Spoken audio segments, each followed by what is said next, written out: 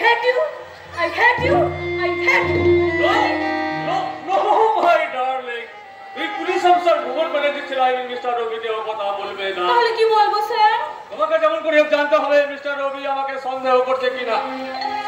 আজকে সুরেন্দ্র গুপ্ত যে 21 বছর আগে নিখিল গুপ্ত তার মনে প্রশ্ন জেগেছে কিনা? না, একদমই না। মিস্টার রবির মনে প্রশ্ন জাগেনি স্যার। তুমি কি করে জানলে? তুমি কি আমার কথা বলতে থাকে আমার সম্বন্ধে কিছু জিজ্ঞাসা করো? হ্যাঁ স্যার, জিজ্ঞাসা করেছি এবং তার সাথে এটাও জেনে নিয়েছি যে মিস্টার রবি আপনার সম্বন্ধে মানে আপনার অতীত সম্বন্ধে কিছুই জানে না।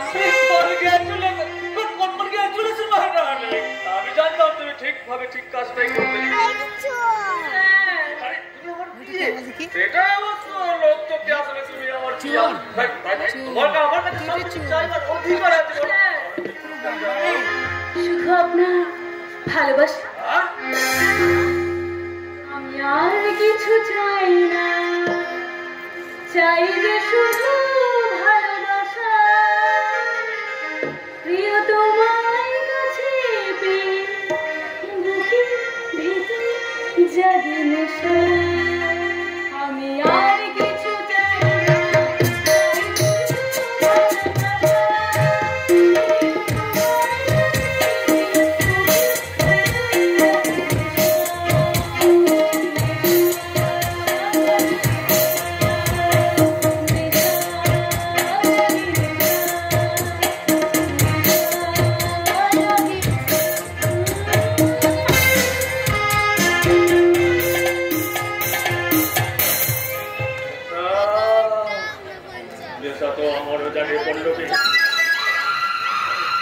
তাই কলকাতার বাইরে গেলেও তোমার কথা আমি কিছুতেই বলতে পারি না। সাধারণ অবশ্য আমাকে সন্দেহ করে। আমি তাকে বলি ভুল বুঝিস না মা, তুই যেমন আমার মেয়ে, আমার বিয়ে পল্লবী আমার মেয়ের মতো। ওই গত 21 বছর আগে শেষ ভারতের যৌবনে ভারতের যৌবন আমি জীবনে পারিনি। সেদিনের ব্যাপারটা আমি একেবারে ভুলে গেছিলাম, কিন্তু যখন জানতে পারলাম সেদিনে বেকার ওভার ম্যানেজার জবরদস্ত পুলিশ অফিসার হয়েছে, তখনই কার্যকর্তা রবিকে আমারই হেড অফিসের চাকরি দিয়ে দিলাম। সেই ছিল পয়লা মে।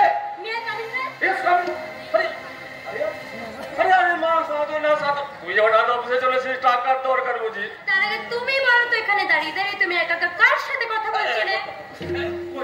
আরে আমি শুনলাম তো তুমি বলছিলে দাঁত পুষিয়ে দিতে পারিনি ভারতী ভুবন ব্যানার্জি। শুনেছিস বাবা, কাল রাত্রে লাগে ওই যাত্রা নাটকের রিহার্সাল দিচ্ছিলাম, মানে ওই নাট্য কোম্পানির স্বর্গে পরে স্টেশন। সেই নাটক থেকে কিছু ডায়লগ আর চরিত্রের কথা আমি আপনার মনে বলছিলাম আর কি। একদিকে দেশ সেবা, অন্যদিকে বিজনেস নিয়ে তুমি এত ব্যস্ত থাকো, তার মধ্যে তুমি যাত্রার নাটক করছিলে বাবা। আরে পড়া উচিত রে মা, পড়া উচিত। আরে যাত্রা হচ্ছে লোক শিক্ষার মাধ্যম, তাছাড়া যারা লোকসভা করে তারা তো একটু আর দুই যাত্রার বই পড়তেই হবে রে মা। তাছাড়া যারা না পড়ে তারা সমাজের কথা শিক্ষার শত্রু।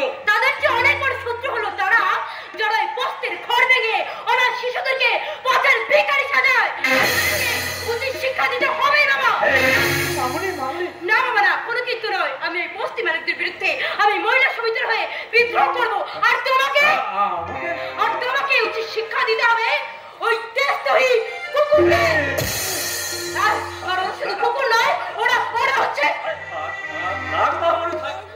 বাজে কথা বলে তুই আর নিজের চরিত্রটাকে নষ্ট করছিস না। তোর কথাটা না আমি বুঝতে পেরেছি, আর বুঝতে পেরেছি বলে ব্যবস্থা করবার জন্য আপনি সেই অর্জুনকে ডেকে পাঠিয়েছেন স্যার? অর্জুন? হ্যাঁ, অর্জুনই তো বস্তি থেকে উচ্ছেদ দেওয়া সেই ছেলেটিকে আশ্রয় দিয়েছে। আরে আমি তাকে তার দুঃসাহসিক কাজের জন্য সম্মান দেবো। বাবা তুমি সত্যি অর্জুনকে ডেকে পাঠিয়েছো? আরে মামনি, তোরা মহিলা সমিতি করলে কি হবে? তার অনেক আগে আমি আমার হৃদয়ের মাঝখানে একটা গণতান্ত্রিক সেবা প্রতিষ্ঠান খুলে আমি বসে আছি রে মা। হাসি বন্ধ করে আপনি আমাকে ছেড়ে দিন স্যার, কারণ আমার অনেক কাজ আছে। তুমি? আরে ওই তো সেই দুঃসাহসী যুবক অর্জুন স্যার। অর্জুন? ও আপনি?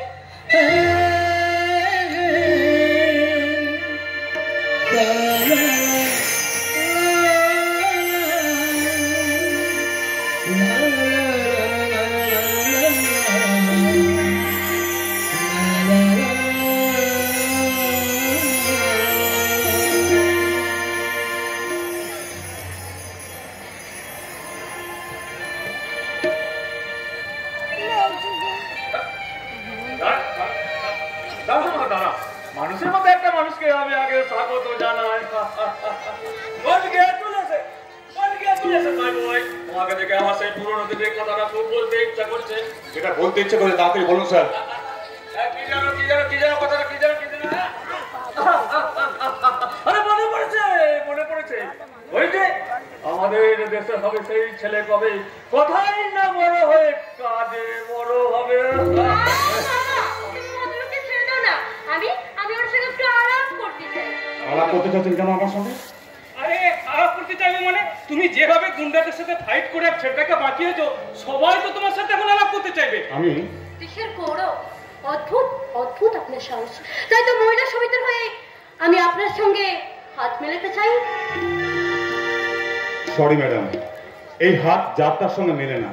কারণ আমার জীবনের জ্যামিতি কোনো সরল রেখা যে এখনো আমার হাতে সরল রেখার সঙ্গে মিলিতই হতে পারেনি।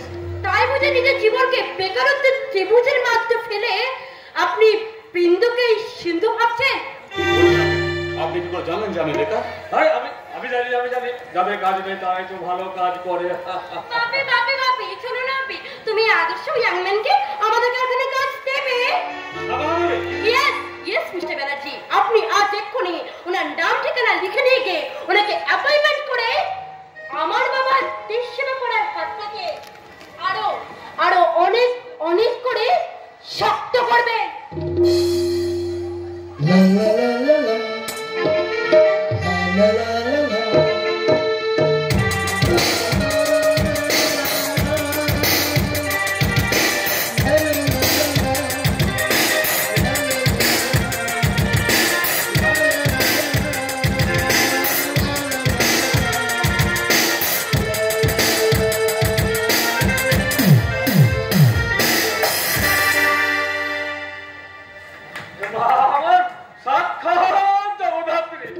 আমার মনের কথাটা বুঝতে পেরে সেই কথাটা নিজের মুখে বলে গেল। তুমি আজই ওকে অ্যাপয়েন্টমেন্ট লেটার দাও। স্যার আপনি সত্যি বলছেন স্যার? আমি জীবনে কখনো মিথ্যা কথা বলে না যাব। এই পল্লবগ্রাহী নয়, আমি গুণগ্রাহী। মানে তোমার মতো সাহসী, তেজস্বী এবং শক্তিমান যুবককে আমি আমার কোম্পানির কাজে নিযুক্ত করলাম।